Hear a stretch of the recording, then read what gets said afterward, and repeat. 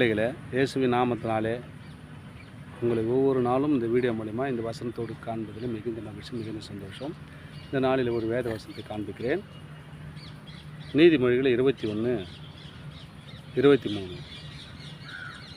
தன் வாயை தன் நாவையும் காக்கிறவன் தன் ஆத்மாவை இக்கட்டுக்கு விலக்கி காக்கிறான். பாருங்கள், முதலாவது நம்ம வாயை காத்துக்கிறோங்க. எங்கே போனாலும் வாயை காத்துக்கணும்.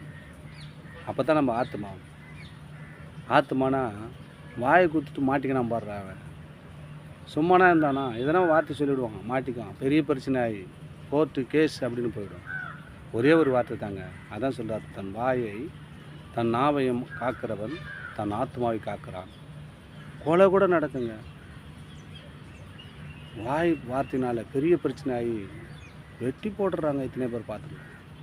வார்த்தை தாங்க விரோதத்தை உண்டு பண்ணாங்க. வார்த்தை தாங்க நம்மளை ஊக்குவிக்கும், விரோதங்களை உண்டு பண்ணும். அது தேவனுடைய வார்த்தை சொல்லுகிறது, தன் வாயையும் தன் நாவையும் காக்கிறவன் தன் ஆத்மாவை இக்கட்டுக்கு விலகி காக்கிறான் அப்படின்னு சொன்னால் நம்ம எப்படி காத்துக்கணுங்க? முதலாவது நம்ம வாயை காத்துக்கணும், நம்ம நாக்கை காத்துக்கணும். வாயை காத்துனா மட்டும் போதாது, நாக்கையும் காத்துக்கணும். காத்துக்கினா தாங்க நம்ம ஆத்மாவை காக்க முடியும்.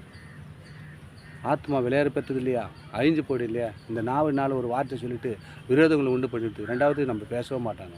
சிநேகிதக்காராக இருக்கலாம், உறவினர்களாக இருக்கும், நம்ம வாயினால் ஒரு வார்த்தை பேசிட்டு இருப்போம். யோசித்து பாருங்களேன், எத்தனை வருஷம் நம்ம பேசாத இருப்பாங்க. ஃப்ரெண்ட்ஷிப்பாக இருக்கலாம், வேலை செலுத்துகிற முதலாளியாக இருக்கலாம், எத்தனை நாள் நம்ம பேசாத இருப்போம். ஒரே ஒரு வார்த்தை தவறி பேசணும், அதுதான் பதறி எதுவும் பேசக்கூடாது. அதுக்கு தான் கருத்தை சொல்லணும், ஆத்மாவை காத்துக்கணும். இதேமாதிரி வார்த்தை பேச்சு எத்தனையோ பேர் மரணத்துக்குள்ளே போயிட்டு இருக்கிறாங்க. அந்த வார்த்தை நம்ம தன் வாயை தன் நாவையும் காத்துக்கொள்வோம், ஆத்மாவை காத்து ஆசீர்வாதத்தோடு வாழ்வோம். தொடர்ந்து இந்த வீடியோ பார்ப்போம். சப்ஸ்கிரைப் பண்ணி பாருங்கள். அது உங்களுக்கு தேவனுடைய நாமத்தை மையப்படுத்தி எதுவாக இருக்கும். ஆமென். God bless you.